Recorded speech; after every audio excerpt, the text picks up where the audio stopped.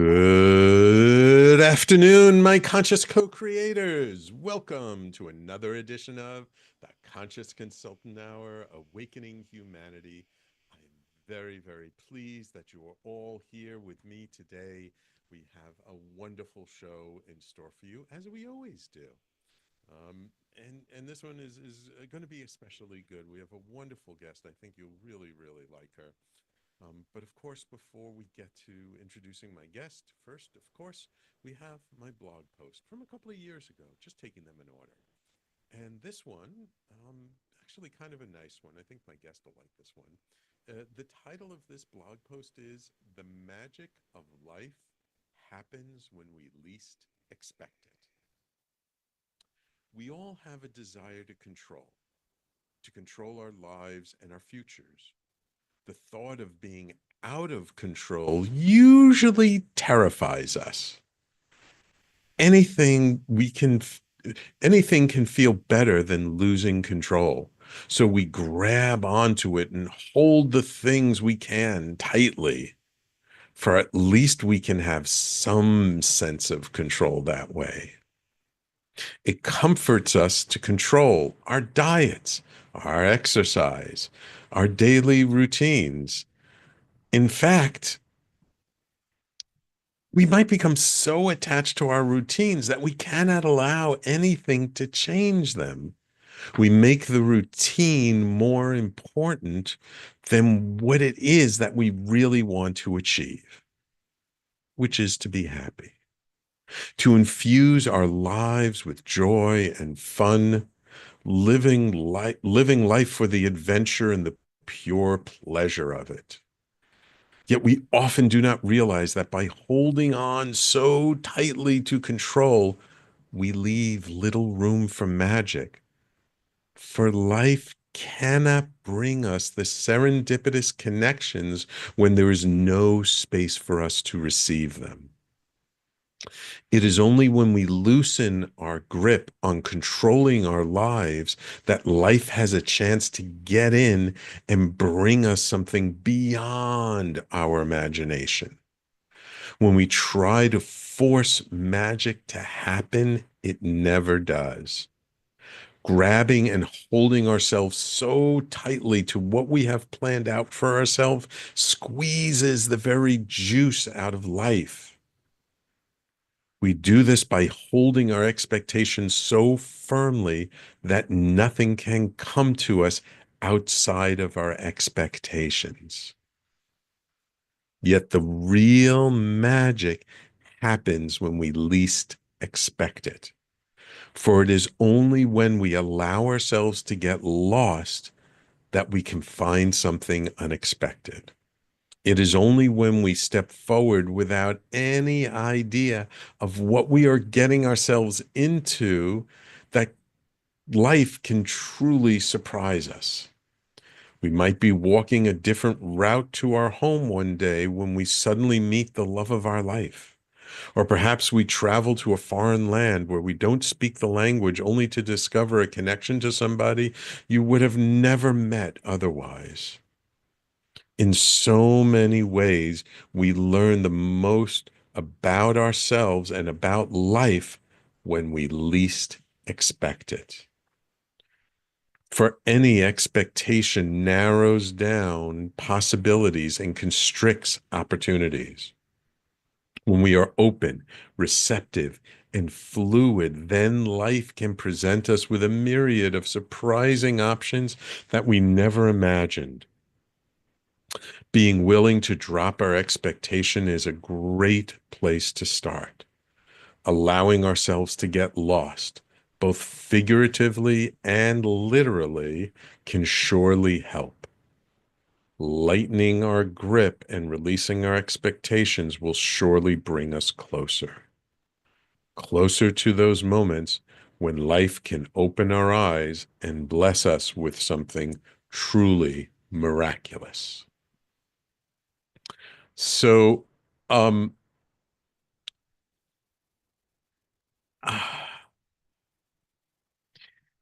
this this post I wrote a couple of years ago kind of came to me after a ceremony where at the beginning of the ceremony we do uh, intentions. And when I talk about intention, I often say, hold your intention lightly. And I was just noticing in that ceremony how certain people were really trying to control things. Like they were really trying with their intention to like, it's got to go this way and look like this, and I want that and that.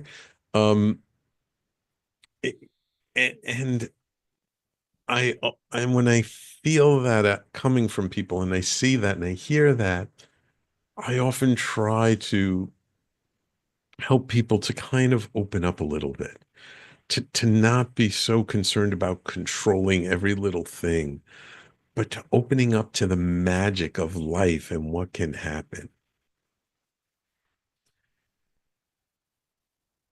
And I find that when we can be a little open, when we can mm, give some space for magic to happen, that then we can get surprised with something that's so far beyond what our imagination ever predicted, that that it's truly magical. And to me, like that's where the real magic of life happens. So often it's so challenging um to be open, to live in the unknown.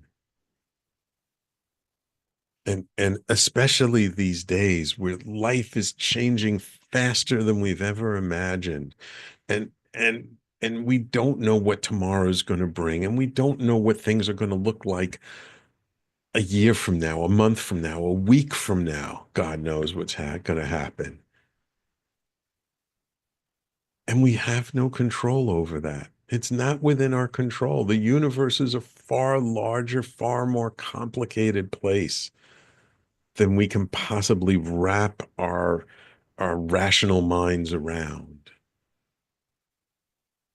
So learning to be okay not being in control, to be okay in the unknown is a skill that will serve us tremendously if we learn to truly embrace it and develop it, because you just never know.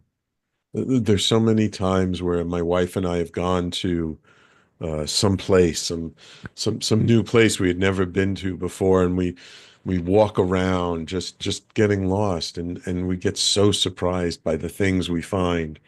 I remember one example of this was when we went down to Bermuda for a long weekend or maybe a week trip out of the city. And there was this rail trail. It was like used to be a railroad that went from one end of the island to the other, and now abandoned, wasn't used anymore. And we were like, let's just walk it. And we're walking it, walking it, walking it, and literally going from one end of the island of to the other end. And if you've never been to Bermuda, it's not a very large island. It didn't, maybe 40 minutes we were walking on it. And then we kind of get close to the end of the trail, not quite the end. And then all of a sudden we start smelling something that just smells amazing. And we find this like little out of the way, out of nowhere, kind of not restaurant even. It was more like a takeout place where this woman made these curry pies that were just so delicious. Oh my God. And totally unexpected. And in the kind of place that if you didn't know it was there, you would never find it. And obviously very local. The woman looked like, I'm sure she was a native. She lived there her whole life. and it was just a magical moment stumbling across that, especially, we'd been walking for quite a while. It had been a while since we'd had breakfast, and the pies were just so delicious. And so much so that when we went back to Bermuda a couple of years later, I was like, we got to find that place again. And we went down the same trail and I was able to find it again. Um, but really, the things like that, those little moments when you can't even imagine, you can't even expect what could be there. Um, it just is one that to me, that's the real magic of life. That's where when we just let go, um, amazing things can come to us. So that's my blog post for today. It is entitled "The Magic of Life Happens When We Least Expect It." Of course, you can always find my blog at theconsciousconsultant.com, and of course at the Talk Radio website, talkradio.nyc/blog. And now it is my extreme pleasure to welcome to the show CEO and executive coach LeeAnn Mallorie. LeeAnn helps forward-thinking, driven women get better results and impact more people without burning out. She teaches them how to access the wisdom of their bodies, recover their native superpowers, and trust their intuition. As the founder of Guts and Grace and Leading Emotion, LeeAnn has supported leaders and organizations of all sizes from a wide range of industries. Her latest book is entitled Guts and Grace, A Woman's Guide to Full-Bodied Leadership. LeeAnn learned the hard way how we sabotage our own success, and she spent a decade uncovering the transformative, life-changing insights that she now shares with women leaders. Welcome to the Conscious Consultant Hour, LeeAnn. Thank you, Sam. It's wonderful to be here, and it was a pleasure to get to listen to your blog post just now. Thank you. Thank you so much. Um, the I always like to kind of start off with sort of like, how did you get from here to there? Just to give our audience a little bit of background. So I'm just curious, did you imagine yourself when you were younger that you would eventually be a CEO and a coach to high-powered female executives? No, not necessarily. It's funny. I mean, everything you just shared about magic has been a huge part of my path, and I'm sure we'll get into Mm. it as this unfolds. But I actually grew up in a steel mill town in Western Pennsylvania. And so Ah. everything that I do now was not really on the menu in terms of what, I mean, either you were a teacher or maybe you worked in the mill, or like if you went, climbed, you'd be a doctor or a lawyer. And that was kind of like it. Mm. My mom actually ran a baton twirling practice or organization, which was essentially our family business. So when I was 14, I was teaching kids how to twirl baton, and I had this sort of very body. I consider myself an athlete. I was into a lot of different things that were either dance oriented or movement oriented, and also doing this very specific, kind of physical practice with working with a baton. So it really wasn't at all on my radar that one could even do or have a job like what I have now. So there's a bit more story in terms of how it Yeah. unfolded. If we have time, I'm happy to share. But just to say, like, no, it for sure wasn't what I thought I could be when I grew up. Yeah. So what did you do like after college or like beginning? How did you start off? Where did you, sort of placed your feet on the business world to begin with?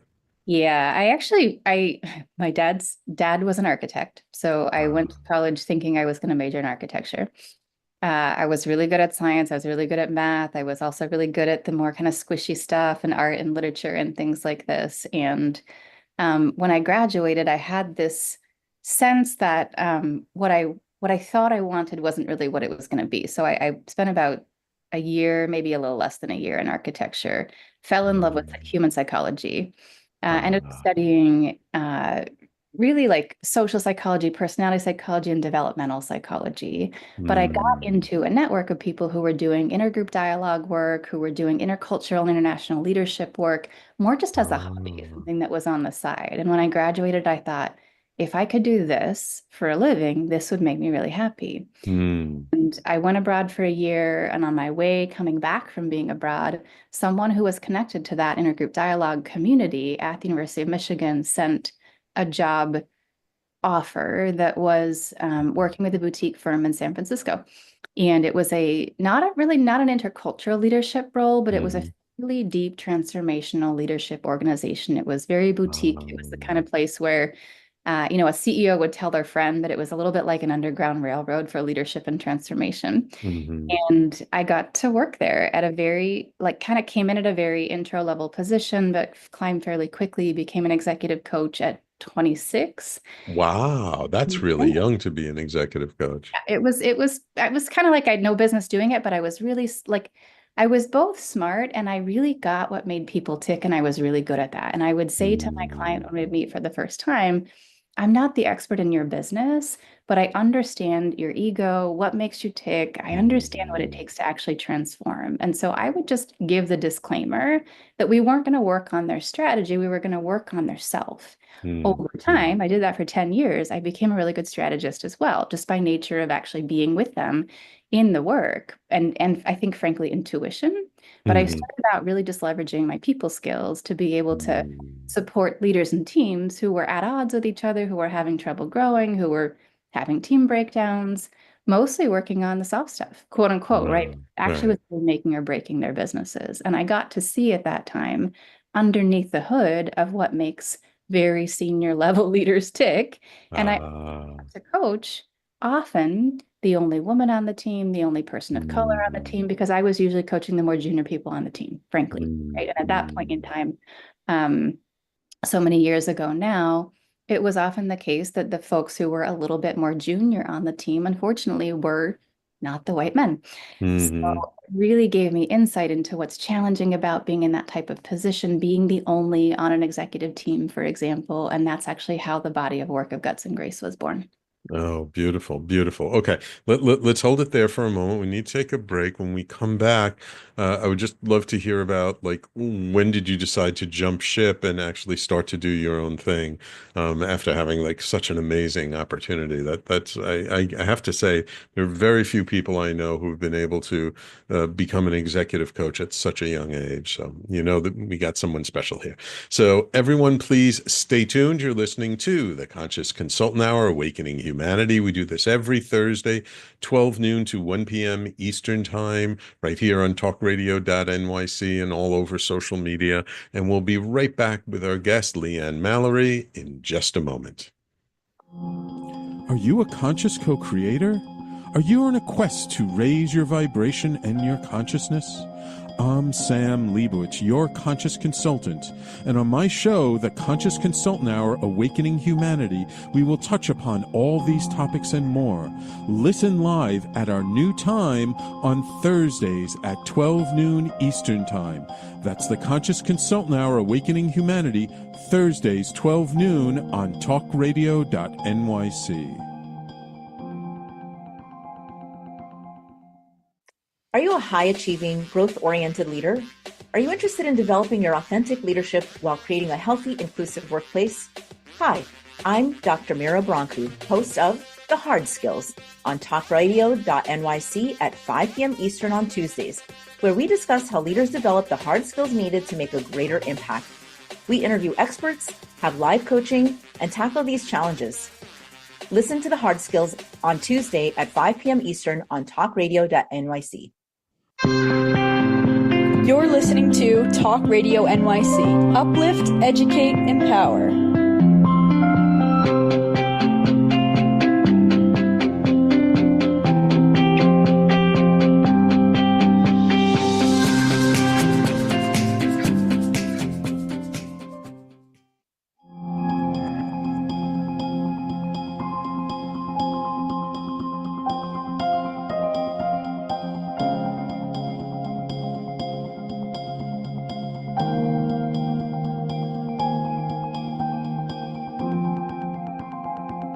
And welcome back to the Conscious Consultant Hour, Awakening Humanity. Our guest this hour is LeeAnn Mallorie, creator of Guts and Grace and Leading in Motion.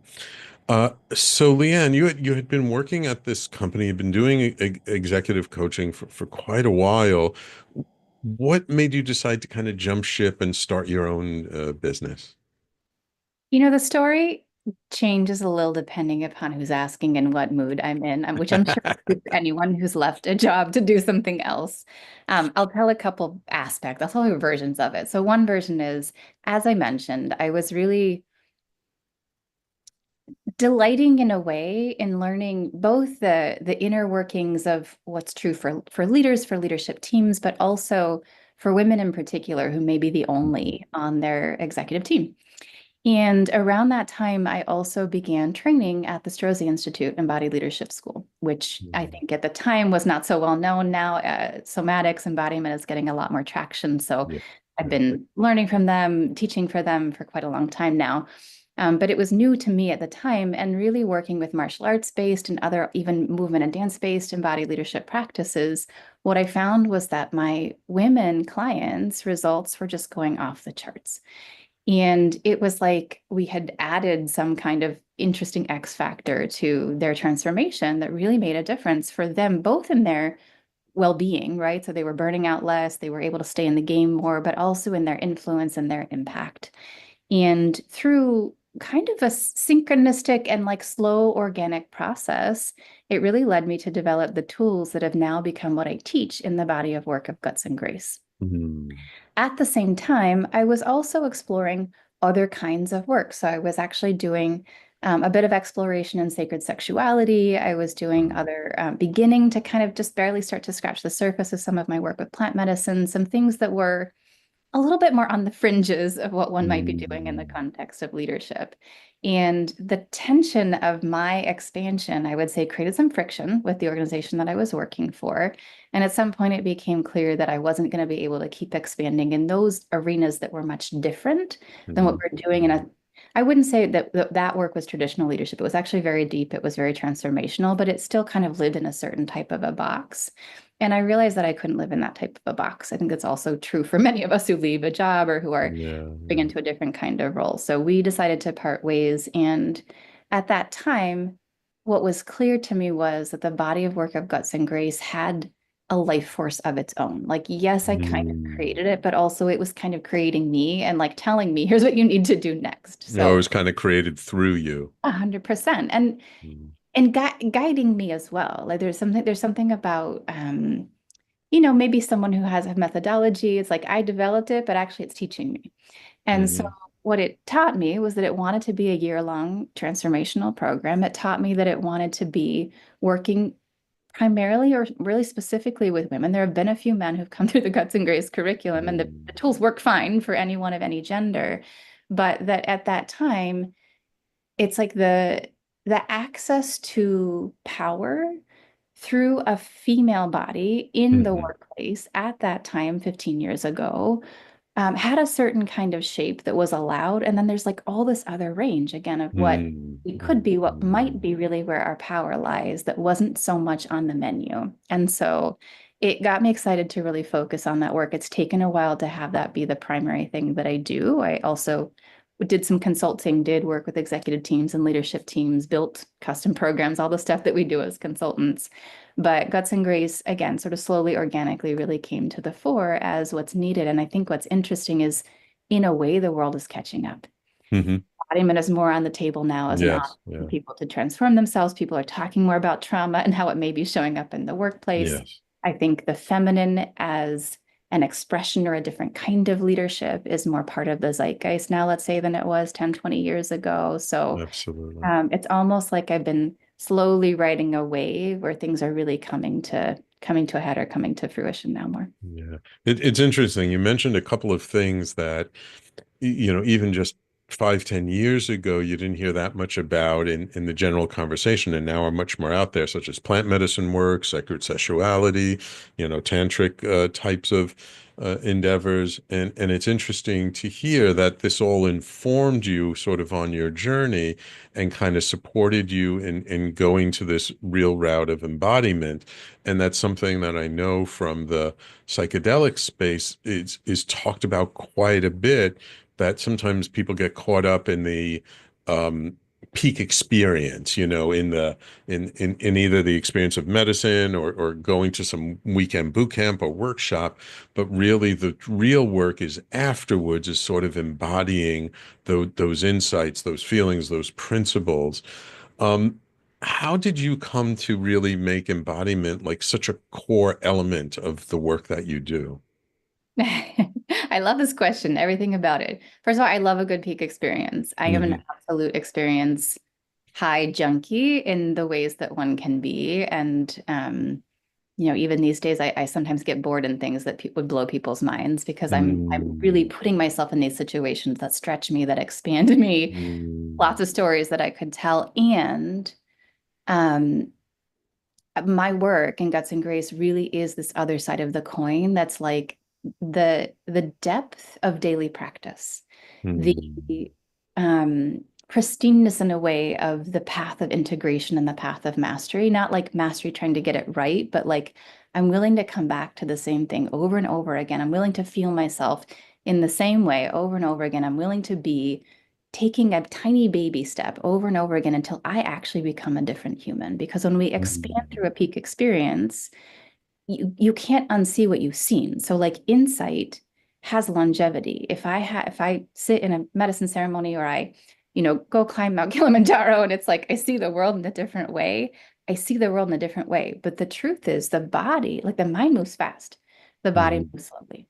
It Mhm. takes time for literally us cellularly to catch up. It takes time for the contractions in our musculature to catch up. So like Mhm. earlier when you were talking about magic, reading your podcast or Mm. Blog post it. your blog post, I was like, oh yeah, like part of what I do, what we do inside of Guts and Grace is what is the actual like slow form surrender of the contractions in our musculature that make more flow possible so that I can experience magic. Mm. What is the unraveling of an old habit that I had before I went to the plant medicine ceremony, for Mhm. example, that Mhm. I know I need to change? And now it's even more clear. And I feel like something that was blocking me changing it got released in that Mm. ceremony. Mm. But actually, now either I have a void or I just have an old habit I don't know what to do with. So there's a slow walking ourselves back to wholeness.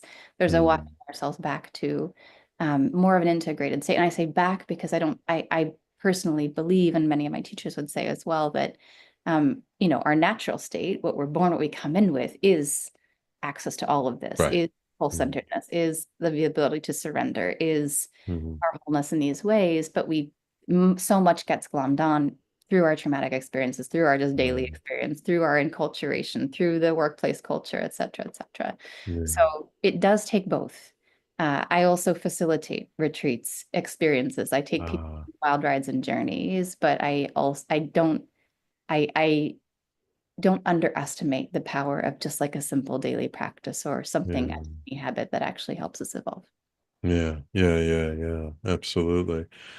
Um, just a quick question before we go to break. Do you find that talking to female leaders, which is really your core group of people that you work with, talking to female leaders about these kinds of things, is this something that they're just naturally open to? Is this something that they're more open to now than they were in the past? Or is this something that when you start talking about this, that their initial reaction is the eyes glaze over and you have to do a little work to get them to really drop into it?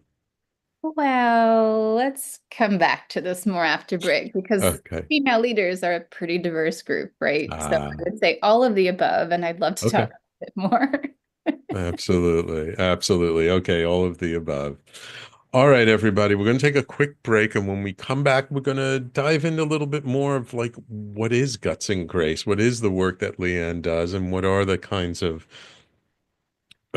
experiences she's had working with female leaders? So I'm sure you're going to be interested to hear her answers. So everyone, please stay tuned. You're listening to the Conscious Consultant Hour, Awakening Humanity, and we'll be right back with our guest, LeeAnn Mallorie, in just a moment. Hey, everybody, it's Tommy D, the nonprofit sector connector, coming at you from my attic. Each week here on talkradio.nyc, I host the program Philanthropy in Focus. Nonprofits impact us each and every day, and it's my focus to help them amplify their message and tell their story. Listen each week at 10 a.m. Eastern Standard Time until 11 a.m. Eastern Standard Time, right here on talkradio.nyc. Hi, I'm Linda Marsanico. The A Train to Sedona is a memoir about my journey to love and compassion. It's also the name of my new broadcast on Wednesdays at 12 noon. When we are spiritual, we embrace possibilities and ideas, which strengthen our mind, body, spirit, health, and wisdom.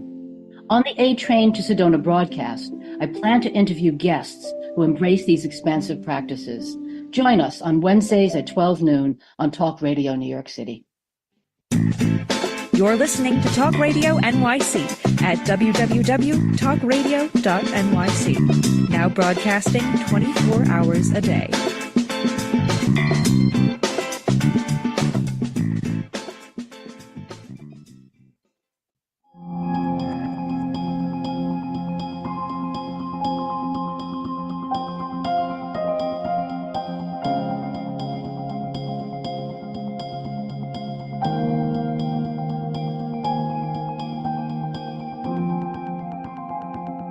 So, LeeAnn, before we went to break, I asked you a question. You're like, well, let's dive into that afterwards about, how open are female leaders really to this kind of work, this embodiment work, this really more somatic, more body focused approach. Whether this is something that they have a hard time with, they're very easy with, or it sounds like there's a whole variety of answers to this question. Totally. And anything I say really can, again, be applied to anyone of any gender, but specifically since I do tend to work a lot these days with women leaders, my clients really run the gamut. I would say I have people who come to me who are like super type A. I've never heard of plant medicine. I have no interest in anything to do with my body. I'm just burnt out and I want to get ahead. And I was actually just texting one of my clients this morning, like those folks can have a massive amount of transformation if they're willing to dive into this work. It's super fun because it's just like anything is, like I feel my body and it's like, wow, that changes my life. So there's like a lot of low hanging fruit if you're this particular archetype, right? The hurdle to get over is that everything for someone who's like really still who's for someone who's built that way naturally and or is still hanging on in a way to that archetype of leadership, everything that we've been told that will help us get ahead is not that, right? Is not surrender, is not feeling, is not having emotions. And it is true in a way that many workplaces still reward a more old paradigm, maybe more patriarchal, more masculine, more certain kind of build type of leadership. And especially if you're older or further along in your career, you've been in the workplace for longer, you've just seen again and again what works and what doesn't work. So there's something to actually dismantle, and you have to have, let's say, enough of a reason to want to do that. So sometimes that's burnout. Sometimes that's like my marriage ended because I was like living in this way and it didn't work out anymore. So usually there has to be enough of a cost if someone has this particular kind of build to want to open the door to embodiment, to want to talk about some of the kinds of things that I support people with, or even their spirituality. Right. On the flip side, I would go ahead. I was just going to say, many times it's a health crisis. I've interviewed many people on who, had a heart attack, had a stroke, came down with cancer, and like that was the big wake up call for them. Totally. And actually, the original working title of the book, Guts and Grace, was Wake Up Call. And it was because at the time when I actually wrote the original draft of the book almost 10 years ago. It was published not too long ago. But the original working title was Wake Up Call because it's like there's something that kicks us into our willingness to feel again, our willingness to actually track the body and so on. Now, today it's interesting because I would say I have another archetype that tends to come my way, which is I'm a Reiki teacher on the side, but I'm still working in corporate, or like I do sit with ayahuasca, or I have these other experiences, but I don't know how to put my life together because half of me that's not in the workplace is Right. deeply spiritual, is very health conscious, is teaching yoga, is fill in the blank. So it used to be more like those people would whisper those things to me. Now it's like they're chasing me down because they're like, I have this split life and these two parts of me don't make sense together. How can I actually integrate this into Right. who I'm being as a leader? How can I trust that this is okay? And the thing that I see again and again, especially for folks with this kind of a build, is that if you have this side of you,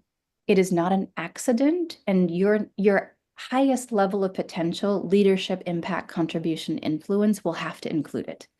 And so you're likely to hit a plateau if you're a woman or anyone in leadership, and you're not actually figuring out how to integrate that part of yourself. So usually when I talk to folks like that, either they're burned out or they plateaued, or they're like, there's something more for me, but I can't quite figure out how to be it or how to have it. Or maybe it's like, I'm not getting the attention that I would want. Maybe I'm on the exec team, but I'm not taken seriously because I seem a little too different than them. So then it's actually this almost like identity integration that actually does also often have to do with what's being embodied, how it's being expressed, the kind of presence that gets wielded. How much do you trust yourself? Like maybe you listen to your body, but you don't trust it, for example. That's really part of that path. So I wanted to come back to after break because I think it's such a juicy question, and everyone in between, right? We might be on one end of the other of those spectrums. We might be somewhere in between. There's just so much we've been told that we can't be, Right. can't do, and can't have. And I personally think that's part of the problem with our workplaces today, but Yeah. Yeah. Yeah. you Yeah. may agree or disagree. I'm I'm curious with the female leaders you work with in general, are you seeing certain trends? Like, is this type of work becoming more popular? Are women more open to it? Female leaders more open to it than they were in the past? And also given like today's climate of sort of chaos, and there's a certain amount of pushback against sort of female leadership, is there specific challenges that they're facing now more than before? So much in that question.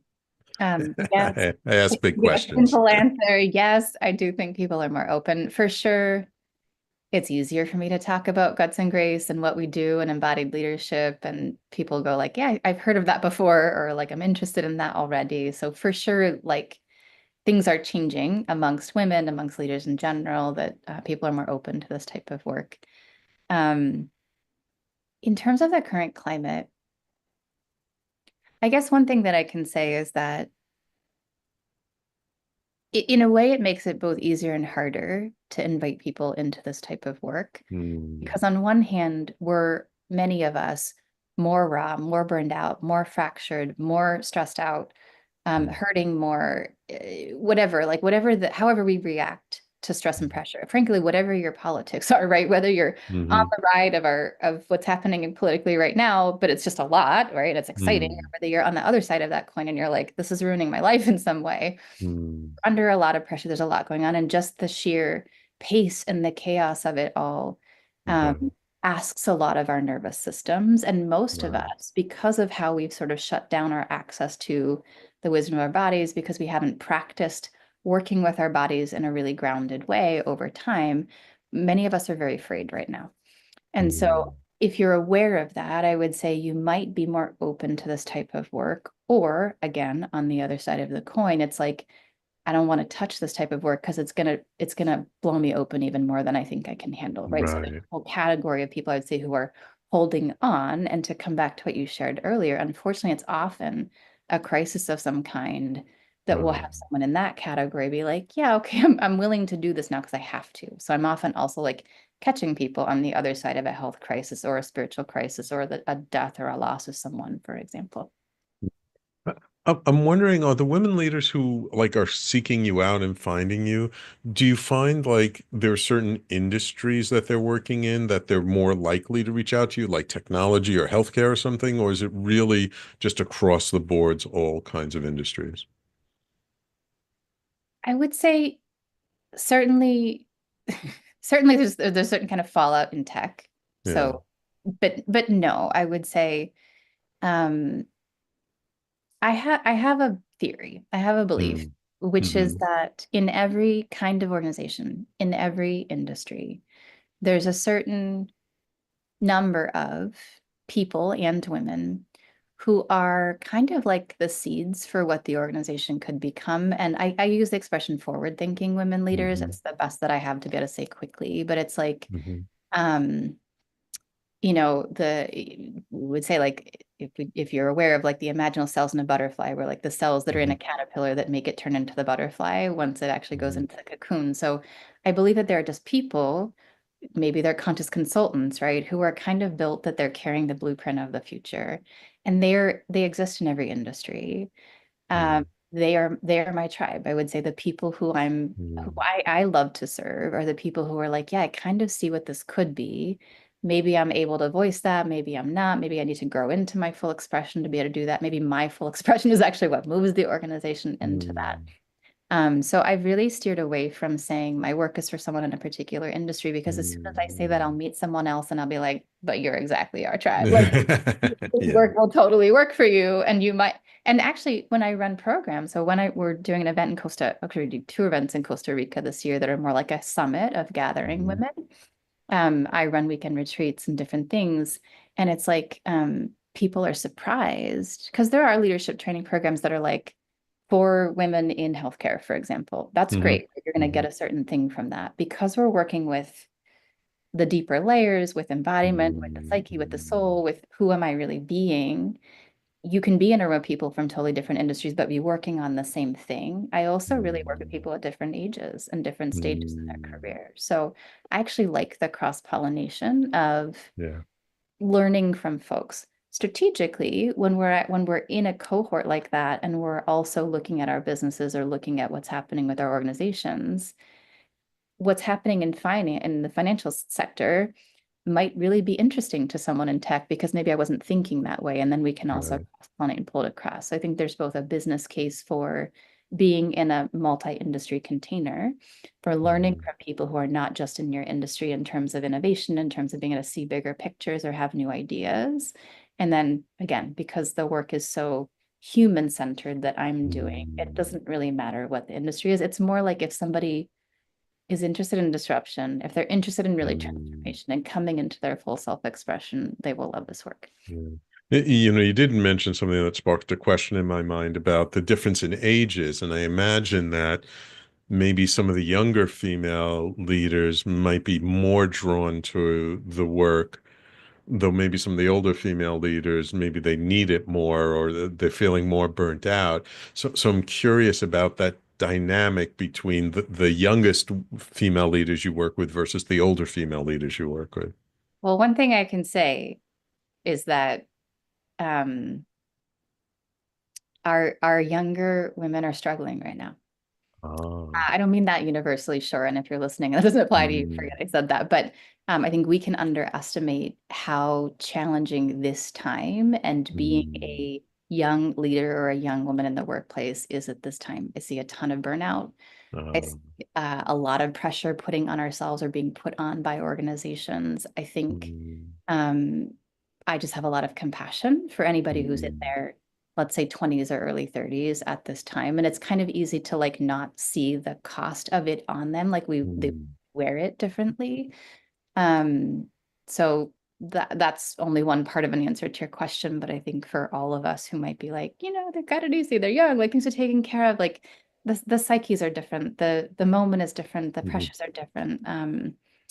There's so much comparison and being able to see what's out there and how plugged in we are. There's just a lot about that particular generation, I think, that's true. In terms of openness, I think it just depends. There's something that I tend to see, which is almost like how close or how far you are from a moment of things falling apart, loss. I actually went through in my 20, I mean, this is kind of my wake-up call, right? That like led me to write Guts and Grace, or to really begin to curate these tools. I went through a burnout episode in my 20s that set me on a path of looking for something different. And I think that can happen in a way at any age. So yeah, that's probably what I have to say about that. Gotcha. Okay. We've been mentioning it, but we haven't really talked about it. So when we come back, we just have a few minutes. I do want to talk about the book Guts and Grace. Like, what do you hope people get from it? And then if we have time, I'd love to hear your thoughts around how the changing in technology and the acceleration of technological change is affecting female leaders. Okay. So, everyone, please stay tuned. You're listening to the Conscious Consultant Hour, Awakening Humanity. We've been speaking this hour to LeeAnn Mallorie, CEO and executive coach and creator of Guts and Grace and author of Guts and Grace, A Woman's Guide to Full-Bodied Leadership. And we'll be right back to talk about Guts and Grace. Were you an essential worker during the pandemic? If you needed to learn stages of epilepsy, did you depend on advocates? Did you use new innovations to cope with mental and neurological issues? Maintaining high quality of life and keeping good mental health are what we all strive for. I'm Frank R. Harrison, host of Frank About Health, and each week top healthcare influencers, professionals, and innovators answer these questions and more. Stay tuned on Thursdays at 5 p.m. on talkradio.nyc, and I will continue to be frank about health with all of you. Are you a conscious co-creator? Are you on a quest to raise your vibration and your consciousness? I'm Sam Leibowitz, your conscious consultant, and on my show, The Conscious Consultant Hour, Awakening Humanity, we will touch upon all these topics and more. Listen live at our new time on Thursdays at 12 noon Eastern Time. That's The Conscious Consultant Hour, Awakening Humanity, Thursdays 12 noon on talkradio.nyc. You're listening to Talk Radio NYC at www.talkradio.nyc. Now broadcasting 24 hours a day.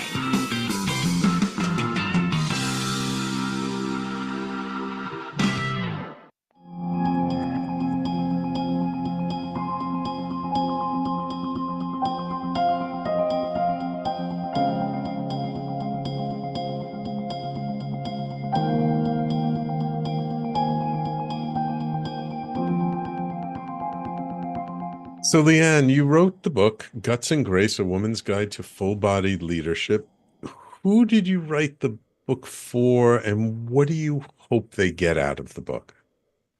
The various archetypes we've been talking about, right? So the Mhm. burned out type A woman leader who's kind of hitting a wall, maybe been through some kind of a crisis or had a breakdown, or is just like, I can't do this. I have a lot of like, I can't do this anymore. People who show up on my doorstep and are like, what do I do next? So I really wrote the book for those folks. And I think also for the folks who are um, maybe dabbling and or deep in other kinds of transformational work, really already open to things that are deeper spiritually and or health-wise, self-care wise, body-wise, and want to bring it more fully into an expression of their leadership that is sustainable, that makes sense, that can actually be a type of leadership that impacts and has influence. And the way the book is actually divided, if you will. In fact, my publishers were like, it really could be two books. The first half is basically resilience work.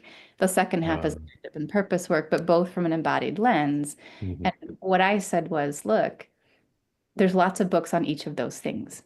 This book, if you make your way entirely through it, or if you come and do our Guts and Grace program, it really takes you, it weaves those two halves of the conversation together. Because often in the workplace, we're either majoring in going after what we want, being on purpose, being able to make a difference, make an impact, but then we burn out. Mhm. Or we're doing all of the self-care work, but then we're like, if I take care of myself, I can never go back to the kind of influence or impact or drive that I used to have. And so in a way, my decision to keep it as a single book, to keep it out as well as a single program, was to say both sides of this coin are actually part of what it takes to become whole and integrated as a woman leader. And I'm insisting that you actually work with both. Now, do people read the entire book? Not always. But and is it okay to like go to the book is set up, and I say this in the introduction, that you can just pick the chapter that speaks to you most and then go through it from there to front to back, almost like a circle. But it is an opportunity to consider that it's not like we can focus on one or the other of these things and get all the way there in terms of coming back to whole and back to really grounded and well, but we actually have to navigate these two sides of the coin. Yeah, yeah, yeah, yeah. So I wanted to touch upon this for a moment because there's so much change going on, and in particular around technology, with artificial intelligence, with the technology and how it's being applied to business, leaders, whether they're female or male, this is like a big deal that we need to kind of grapple with. And I'm just curious, how do you see female leaders either embracing or not embracing this change in this rapid change in technology that we're facing now? Because this is like the fastest change in technology that we've ever seen on the planet, isn't it? It is. It's really an interesting, oh, it's an interesting box to open. Um, I'm going to answer your question in a slightly different way. I mean, Okay. I'll answer, but then let me go where I really feel called to go. So Okay. I see female leaders embracing it again, fairly diversely, right? Mhm. I tend to use less technology than most, not because I am not wanting to keep up with the times, but because I have a deep interest and awareness with the extent to which our technology trains us if we're not paying attention. Mm. And some of the pace of what technology is doing and some of the ways that it might have me forget myself or not be in conscious Mhm. practice of feeling myself is not what I want to be trained in right now. So I go Right. um, many of my clients work in technology, work with AI, are very Mm. much embracing it, using it. For example, we're working on building an app right now. So Mhm. using technology, collaborating with technology to actually be more human or to go in the places that we want to go. I have a client who's working on a documentary called The Humanity Code. And it is Mm. about this conversation between humanity and technology and how do we actually train our technology to be human in the ways we'd like to be, right? Conscious in the ways we'd like it to be. So it's a very rich conversation. I also, as a person who teaches embodiment, have to be in relationship with this conversation because it is engaging with us in a way that, if not tracked consciously, can entice us out of our feeling selves, can entice Mm. us into a pace that's actually faster than my body can handle. The TikTok, for example, right? Even just watching something that's very Yeah. short and moves very quickly, like it's programming my brain and my body to move in a certain way that may not help me heal from trauma, but might Right. actually replicate trauma. For example, where he says trauma Yeah. is too much, too fast, too soon, right? And then like Right. everything that we're receiving from at least social media or media perspective is kind of like that. So I think it's a really key question for humanity right now. How do we be in relationship with and one of my favorite podcasts to listen to actually is The Emerald with Josh Shear. Ah, That's one that's yes, called. I've heard of the Emerald. There's one that's about us being a sorcerer's apprentice in the age of AI, and Yeah. it's a lot about embodiment. It's like, are we able to actually be grounded to feel ourselves as we interact with our technology? Can we leverage the rapid growth and pace of technology to become more human, to actually feel Mhm. ourselves more versus let it take us out of ourselves, so that we Yeah. don't what's I, unique. on that note, I just heard that the CTO of OpenAI, a woman leader, left to start her own AI company to make AI more human centric. That makes sense to me. I haven't heard the news yet, but I think there will be, you'll start to see this, not tension, right? But you're going to Mhm. start to see the conversation. It's already happening. Like the Yeah. conversation really um pulling in these different directions of like go Mhm. faster versus like hold on, what are we collaborating? Like, do we want it to be Mm. human? What's happening? And it's really exciting. I think, Yeah. Yeah. Yeah. you look far enough back in history. I just went for the second time actually this fall to ancient Egypt. And for Um, sure, technology at different times, much, much, much further back in history, was yeah. thriving in Yeah. different ways. Maybe not the same way we think about technology or the Mhm. same kind of technology, but there Mhm. have been phases of human evolution where Yeah. collaboration with technology was at a peak. And I think we're re-emerging into one of those kinds of peaks. Now, does it exalt us or does it destroy us? Is a really interesting question Mm. to be tracking at this Yeah. time. I hope we do a good job. Yeah, me too. Me too, for sure, for future generations. One last question. Um, what are the challenges? You seem so grounded. You're really on top of things. What kinds of challenges are you facing these days? Like what sort of things might keep you up at night, or what kinds of things make you say, oh, I've got to up my game, or I've got to do some deeper work? Uh, Rest.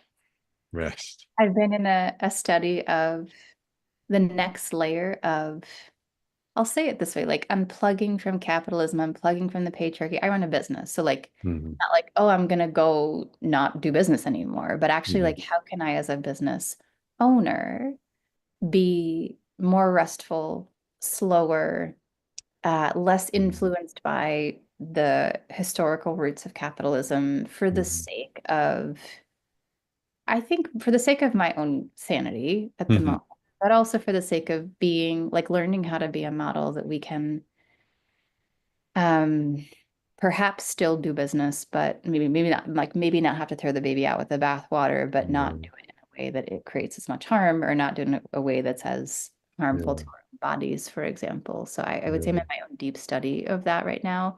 Uh, Yeah. Yeah, exactly. because going slower is essential to be able to embody things more, right? Because the nervous system, as you said before, takes time. It does. It does. And frankly, I think the feminine takes time. So Mm, Um, Guts and Grace at this moment is going through an interesting transformation as a business. The guidance I mm, received through some ceremonial work last year mm, was to make it a more collaborative business, to not be the only mm. figurehead of or the only person who owns or runs the business. So I've actually been in Mm. a process of inviting collaborators to come into the Oh, business, wonderful. uh, Wonderful.